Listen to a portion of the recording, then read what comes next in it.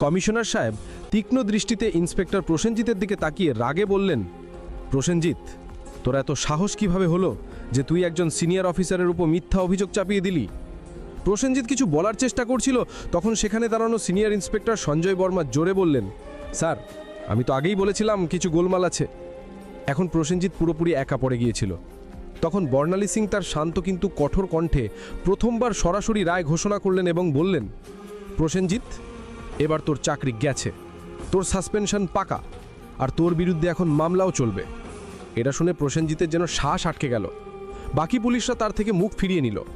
সঞ্জয় বর্মা সঙ্গে সঙ্গে হাঁক দিলেন, হাবিলদার সাহেব, এটাকে ধরে লকআপে ঢোকাও।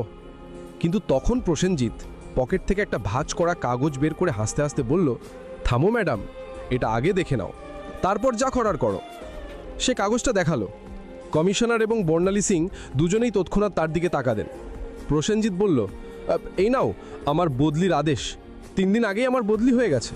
এখন তুমি যতই রাগ করো, আমাকে চাকরি থেকে বের করতে পারবে না। পুরো থানা আবার নীরব হয়ে গেল। বর্ণালী কাগজটা হাতে নিয়ে পড়লেন। কমিশনার চোখ তির্যক করে সিনিয়র ইন্সপেক্টর সঞ্জয় বর্মার দিকে তাকিয়ে বললেন, যাও দেখো এই কাগজটা আসল নাকি শুধু দেখানোর জন্য। সঞ্জয় কম্পিউটারের রেকর্ড দেখে মাথা তুলে বললেন, স্যার, এটা তো আসল, কিন্তু এখনও এই নতুন ইন্সপেক্টরকে চার্জ হস্তান্তর করেনি। অর্থাৎ এখনও এখানকার আসল ইন্সপেক্টর হয়ে বসে আছে এবং সব দুষ্কর্ম এর দ্বারাই করা হয়েছে। এখন কেউ এটাকে বাঁচাতে পারবে না। বর্ণালী সিং তার চোখে চোখ রেখে বললেন, এখন তোর নতুন ঠিকানা সেখানেই হবে যেখানে তুই অন্যদের ঢোকাতিস। কমিশনারও মাঝানের ইশারা করলেন। দুজন কনস্টেবল তাকে ধরতে এগোতেই প্রসেনজিৎ আবার চাল চালল এবং বলল, থামো ম্যাডাম, আমি একা নই। তোমার কি মনে হয় পুরো দোষ শুধু আমার?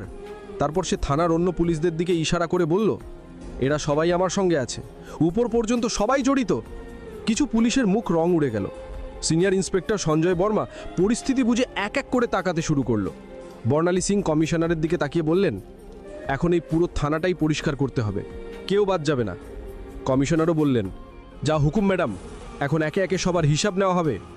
এই কথা মুখ থেকে বেরোতেই থানায় যেন বিদ্যুৎ পড়ল। থানার বাইরে কিছু সাংবাদিক চুপচাপ দাঁড়িয়েছিল, যাদের আগে থেকেই সন্দেহ ছিল যে থানায় কিছু বড় গোলমাল চলছে। যখন তারা খবর পেল যে পুরো থানা লাইন হাজির করা হয়েছে, তখনই তারা মোবাইল থেকে খবর ছড়াতে শুরু করলো। একটা চকচকে গাড়ি থানার সামনে এসে থামলো, দরজা খুলল এবং স্বয়ং এসপি সাহেব বেরিয়ে এলেন। চারদিকে তাকিয়ে দেখলেন সবার মুখ পড়ে গেছে। থানার সব অফিসার একপাশে দাঁড়িয়েছিল এবং এসপি সাহেব বললেন, এখানে কবে থেকেই তামাশা চলছে? কিন্তু কমিশনার এবং থানা ইনচার্জ পুরোপুরি নীরব দাঁড়িয়েছিলেন। তখন বর্ণালী সিং সরাসরি এসপির চোখে চোখ রেখে বললেন, তোমার কি মনে হয় তুমি বেঁচে যাবে? সঞ্জয় বর্মার সঙ্গে সঙ্গে একটা ফাইল বের করে বর্ণালী সিংয়ের হাতে দিলেন, যে ফাইলটি এসপি সাহেবের সমস্ত কালো কাজের পর্দা ফাঁস করছিল। বর্ণালী সিং ফাইলটা এসপি সাহেবের দিকে এগিয়ে দিয়ে বললেন, নাও দেখো, এতে তোমার সব কুকীর্তি ভরা আছে। এসপি সাহেবের কপাল থেকে ঘাম ঝরতে লাগলো। কমিশনার বিনা দেরিতে উচ্চস্বরে আদেশ দিলেন, ধরো ওকে, আরেকক্ষুনি গ্রেপ্তার করো। পুরো থানা হতবাক হয়ে গেল। এত বড় অফিসারকে কেউ প্রথমবারের মতো এইভাবে প্রকাশ্যে চ্যালেঞ্জ করেছিল। এসপির গ্রেপ্তারের সঙ্গে সঙ্গে পুরো জেলায় ঝড় উঠল। বিষয়টা দিল্লি পর্যন্ত পৌঁছে গেল। মুখ্যমন্ত্রী পর্যন্ত খবর পৌঁছলো এবং সেখান থেকে সরাসরি আদেশ এলো, জেলায় যত অফিসার মিলে গোলমাল করেছে তাদের সবাইকে ধরে ভেতরে ঢোকাও। পরের 2 দিনের মধ্যে পুরো জেলা থেকে 40টার বেশি পুলিশ অফিসার, 10টার বেশি বড় অফিসার এবং কিছু রাজনৈতিক নেতা গ্রেপ্তার হয়ে গেল। পুরো হাসনবাদ জেলার হাওয়া বদলে গেল।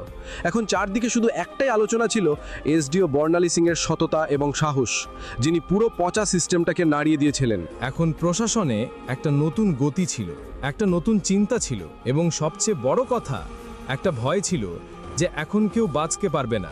বর্ণালী সিংয়ের কাজ শেষ হয়েছিল। তিনি দেখিয়ে দিয়েছিলেন যে যদি মনের ভেতর থেকে নিয়ত পরিষ্কার থাকে, তাহলে পুরো দেশও সংশোধন করা যায়।